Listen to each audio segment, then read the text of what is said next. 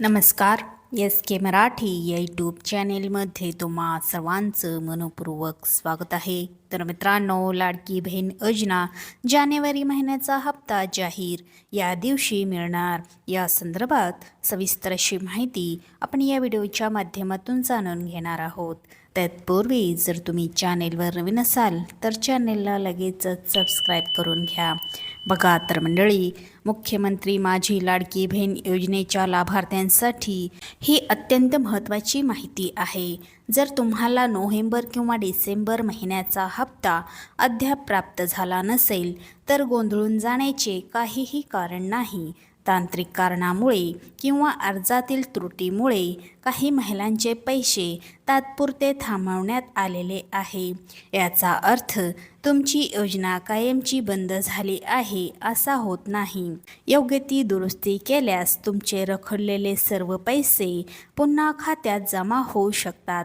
त्यामुळे संयम राखून पुढील प्रक्रिया समजून घेणे आवश्यक आहे. अनेकदा KYC प्रक्रिया पूर्ण करताना घाईघाईने किंवा माहिती न समजल्यामुळे एक मोठी चूक घडली आहे. फॉर्म भरताना कुटुंबात कोणी सरकारी कर्मचारी आहे का या प्रश्नासमोर चुकून हो असे क्लिक झाले आहे.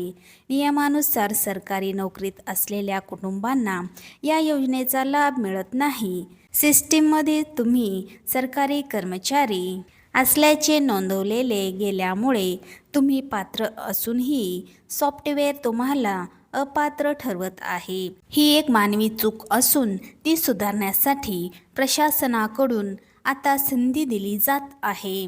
तुमचा हप्ता थांबला असेल तर सर्वप्रथम तुमच्या तालुक्यातील महिला व बालविकास विभाग कार्यालयात जाऊन चौकशी करा. तिथे गेल्यावर तुम्हाला एक लेखी अर्ज द्यावा लागेल, ज्यामध्ये तुम्ही सरकारी नोकरीत नसल्याचे स्पष्ट नमूद करणे गरजेचे आहे. अर्जात तुमची तांत्रिक चूक झाल्याचे मान्य करून पुन्हा एकदा कागदपत्राची पडताळणी करण्याची विनंती करा. हा अर्ज सादर केल्यावर प्रशासन तुमच्या अर्जाची पुनर्तपासणी करेल आणि तुमची माहिती अपडेट करेल, ज्यामुळे तुमचा अर्ज पुन्हा सक्रिय होईल. कार्यालयात जाण्यासोबतच तुम्ही तुमच्या परिसरातील अंगणवाडी सेविकांशी संपर्क साधणे फायदेशीर ठरेल. शासन आता अंगणवाडी सेविकांमार्फत अशा महिलांच्या घरी जाऊन प्रत्यक्ष पाहणी करत आहेत. तुमच्या घरची परिस्थिती आणि नोकरीची स्थिती तपासून त्या तसा अहवाल वरिष्ठांना सादर करतील. एकदा तुमच्या पात्रतेची खात्री झाली की पोर्टलवर तुमचे स्टेटस पुन्हा पात्र किंवा अप्रूव्ड असे दिसायला लागेल. या प्रक्रियेमुळे खऱ्या गरजू महिलांना त्यांचा हक्क मिळेल आणि अधिक सोपे आणि पारदर्शक होणार आहे. अनेकांच्या मनात शंका आहेत की रखडलेले जुने हप्ते मिळतील का? तर याचे उत्तर हो असे आहे. जर तुम्ही खरोखरच पात्र असाल आणि केवळ तांत्रिक चुकीमुळे पैसे थांबलेले असतील तर पडताळणी पूर्ण झाल्यावर तुम्हाला नोव्हेंबर आणि डिसेंबरचे दोन्ही हप्ते एकत्रितपणे दिले जातील. शासनाकडून कोणाचेही हक्काचे पैसे कापले जाणार नाहीत.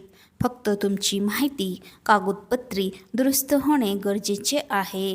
एकदा ही दुरुस्ती झाली की भविष्यातील सर्व हप्ते तुमच्या बँक खात्यात विनाव्यत्यय जमा होत राहतील.